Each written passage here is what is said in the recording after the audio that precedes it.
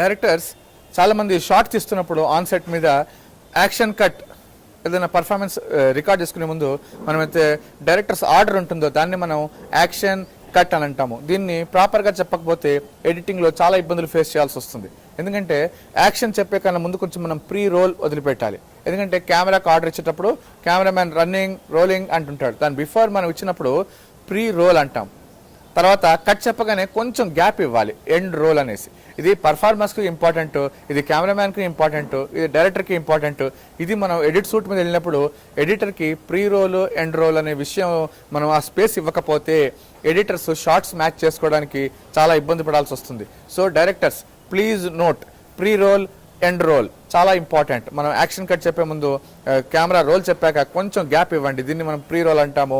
Short అయిపోయిన తర్వాత cut చెప్పాక కూడా వెంటనే కొంచెం గ్యాప్ ఇవ్వండి, దీన్ని ఎండ్ రోల్ అంటాం.